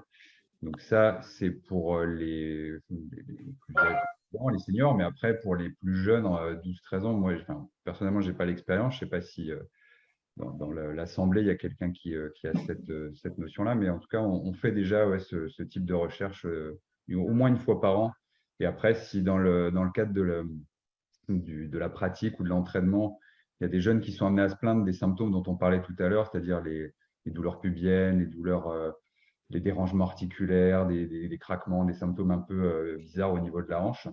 Ça peut être aussi une façon de les amener à consulter, mais bon, ça c'est souvent, ça peut être déjà un peu avancé, mais au moins on peut débrouiller les choses et éliminer d'autres problèmes. Mais en tout cas, voilà, pour les seniors, c'est ce qu'on pratique actuellement. Alors, au niveau des jeunes aussi, on a fait quelques interventions au niveau de regroupement, au niveau de sélection. C'est Guillaume qui avait un petit peu organisé tout ça. On s'est déplacé plusieurs fois et systématiquement, on fait des tests sur les hanches, les épaules, puis sur la posture globale des enfants, et on donne un petit compte-rendu qui est donné aux entraîneurs et qui est donné aux parents aussi, avec quelques consignes parfois, des consultations à faire, etc. Voilà. Une fois, j'avais amené mes jeunes aux arts et métiers faire ces tests de la hanche. Des jeunes, ils avaient 13 ans max. Après, avec le suivi médical, c'est une fois par an, mais c'est vrai qu'il n'y a pas de, c'est une fois par an. Donc, ça veut dire que si tu l'entraînes à l'envers toute l'année, tu as le résultat que l'année d'après, en fait. C'est là et le dosage, et par rapport à l'âge, tout ça qu'il faudrait avoir un peu des repères, quoi. Moi, je fais attention, je suis sensibilisé à ça, mais je le fais, sincèrement, je le fais à l'aveugle. Je le fais parce que c'est ma sensibilité, je le fais parce que je me rends compte qu'on les entraîne trop et trop tôt, alors qu'ils ne sont pas prêts. Mathias parlait du corps, mais même des fois dans la tête, ils ne sont pas prêts à s'entraîner autant.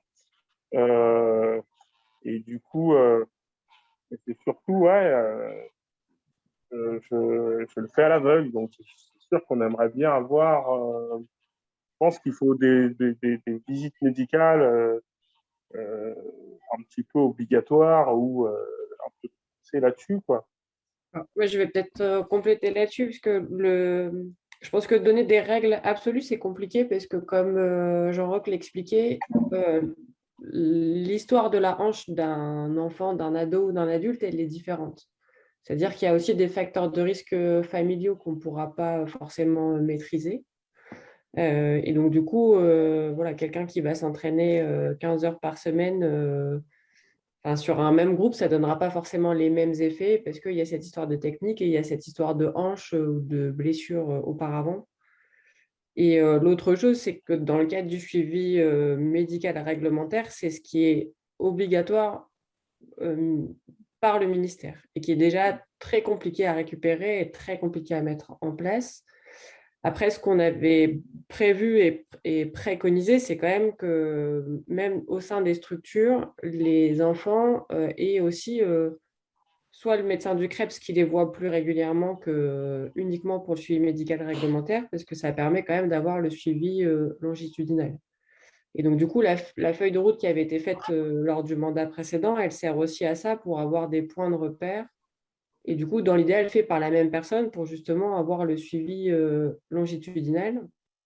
Mais après, nous rendre le suivi médical réglementaire, ça impose un seul examen, mais je pense qu'il faut leur conseiller d'y aller plus régulièrement Enfin, je pense que 2 à 3 fois par an, c'est peut-être bien, et encore plus s'il y a des douleurs entre nous. Mais à mon avis, il faut faire la différence entre ce qui est réglementaire un petit peu pour le ministère et effectivement, dans l'idéal, je pense que le suivi beaucoup plus régulier, il est nécessaire. Et après, il faut aussi le faire comprendre parce que là, le retour qu'on peut avoir, c'est quand même que prendre des rendez-vous médicaux, c'est parfois compliqué au sein de la saison et au sein des structures. Donc, je pense qu'il faut s'appuyer sur soit les médecins de pôle, soit les kinés aussi, qui peuvent permettre de travailler d'autres choses et peut-être de voir les choses plus précocement que les enfants ou les parents qui vont se dire, bah oui, il a un petit peu mal quelque part, ça va passer et on fera différemment. Et qu'est-ce que tu penses d'aller voir le kiné en prévention et pas quand tu as tout le temps un bobo ou quand tu Après, quand tu je n'as pense pas que mal. si la routine étirement-échauffement elle est mise en place systématiquement, ça va déjà nous permettre de limiter ce genre de choses et ces problèmes-là. Mais effectivement, avoir une évaluation au moins semestrielle, ça me paraît quand même plutôt pas mal. D'autant que, alors là, je ne vais pas prêcher pour ma paroisse, mais je pense que sur le plan kiné, ils sont beaucoup plus au fait des problèmes de raideur et de douleur que certains médecins du sport. Oui. Donc, et voilà, enfin, je pense que nous, on y fait attention parce que c'est un problème récurrent dans le tennis de table, mais après, il y a certains médecins de structure qui font du coup tous les sports et qui ne sont pas forcément au fait des problèmes de hanche du pongiste. Et ça, on essaye aussi de diffuser l'information auprès des médecins de structure, d'être vigilant, de leur expliquer comment il faut remplir aussi le fichier Excel du suivi médical réglementaire, et notamment par les vidéos qu'on va aussi mettre en place pour expliquer les examens, ce qu'on recherche, quels sont les signes d'alerte là-dessus. Mais ça, encore une fois, ça passe par diffuser l'info et que ce soit des choses qui soient descendantes. Ouais, dernière petit truc, après je me tais, en début de saison, j'ai pris des photos avec l'accord du médecin, en collaboration avec le médecin. J'avais pris des photos des gamins de face, de profil, torse nu, et on pouvait constater que il y avait un écart de hauteur entre les épaules, de pas mal de centimètres quand même. L'épaule droite du droitier, elle était quand même bien basse. Au niveau du dos, il y avait, franchement, c'était pas symétrique. Sur 14 joueurs, j'ai l'impression que j'en avais qu'un de symétrique et d'équilibré. C'était tous un peu tordus, tous un peu déséquilibrés déjà de base, alors que j'ai une dizaine de collégiens, quoi. Donc, est-ce que tous ces problèmes, ils viennent pas de là aussi à la base? Je sais pas. Didier, tu vas peut-être pouvoir rebondir là-dessus, parce que c'est un peu ce qui ressort aussi des examens de détection qu'on peut faire. Hein. Ouais. Alors, oui, en fait, il y a une pathologie qui existe, c'est la pathologie du lanceur. Alors, ça touche normalement le tennisman au service ou quelqu'un qui fait du baseball. Et en fait, on retrouve la même pathologie au niveau du tennis de table, c'est-à-dire on a un déficit de rotation interne, encore la rotation interne au niveau des épaules. Donc, on se retrouve avec une épaule du côté dominant, du côté où l'athlète tient sa raquette. Alors, chez les jeunes, hein, il y en avait plein qui avaient déjà ces déficits. Et sur les pongistes, c'est quelque chose qu'on a testé et qui est aussi extrêmement fréquent. Et on essaye de travailler dessus. Avec une diminution de rotation interne en passif du côté où tient sa raquette le jeune athlète, avec une augmentation de la rotation externe, avec une épaule basse du côté aussi de la raquette tenue, ça s'appelle une épaule SIC. Et en fait, c'est une pathologie qui n'est pas encore bien expliquée au niveau du tennis de table parce que l'armée ne monte pas au-dessus de l'épaule, alors que normalement ça devrait monter au-dessus de l'épaule. Moi, j'en ai discuté avec des kinés et des médecins là, qui s'occupent du hand. Et ils m'ont dit que c'était la même pathologie. Alors, ça s'appelle un conflit gléno-huméral supérieur. Et c'est une pathologie qui s'expliquerait par le spin qui est mis, par exemple, au niveau du cou droit. Voilà, donc c'est pour ça que tu retrouves des épaules basses, mais c'est des choses qu'il faut corriger, hein. On donne quelques indications, mais oui, c'est très intéressant. Nous, on retrouve ça tout le temps. Et sur les athlètes, il n'y a pas un athlète qui n'a pas son épaule côté maintenu raquette qui n'est pas basse, hein. Ils ont tous une épaule basse de ce côté-là. Épaule basse en avant avec un omoplate en dehors. Alors, Mathias fait tout un travail au niveau des épaules, renforcement des rotateurs externes, en excentrique. Il y a plein de choses qui sont mises en place au niveau des épaules. Et c'est, je pense, extrêmement important. J'ai bien noté aussi le besoin, notamment de Nicolas quand il a évoqué le panier de balle, et puis Christian, sur le besoin de quantification des repères par rapport à ça. Voilà, donc je pense que je me fais l'écho de ça, mais j'entends le message et il faut certainement qu'on travaille là-dessus. Donc ça, c'est un peu la suite. Après, j'ai bien aimé, enfin, je ne sais pas si c'est un adage, mais des fois, comme ce que tu as dit, Christian, un entraînement par jour et jamais 2 jours sans jouer, on peut tenir 50 ans avec ça, hein. Ce que je veux dire, c'est que je trouve ça très intéressant et assez simple à retenir. Je disais tout à l'heure qu'il faut avoir ça, ce conflit, enfin, les répétitions un peu dans la tête. Si on a ce proverbe-là ou cet adage-là ou cette philosophie-là, je trouve que… Et en plus, tu as évoqué un peu ce laboratoire, entre guillemets, et les résultats que tu as eu au bout d'un an, tant en termes de résultats sportifs, mais surtout de santé mentale et de blessures, qui n'étaient pas très présentes. C'est un bon indicateur.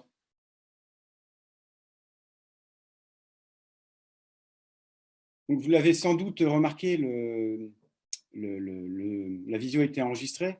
Donc, il y avait 2 objectifs, hein. C'était déjà de faire une première sensibilisation, de vous expliquer aux personnes présentes sur cette visio. Mais la deuxième, c'est de récupérer la vidéo de ce qu'on a fait ce soir et de la diffuser, de la monter, de la diffuser. On essaiera, enfin on va réussir même à vous donner des documents liés à cette intervention. Je vais regrouper un peu des informations et des documents qui peuvent vous être utiles. Je pense que je passerai par le même biais de communication, enfin, par lequel vous avez eu l'info de cette visio, c'est-à-dire par les collègues des cadres techniques des régions, etc., qui, je pense, relayeront comme ils l'ont fait. Voilà, mais en tout cas, je suis pas inquiet quant au fait que vous ayez à un moment donné ces documents-là. Et puis, en tout cas, enfin, moi, vous me connaissez, donc au pire, vous me contactez par rapport à ça.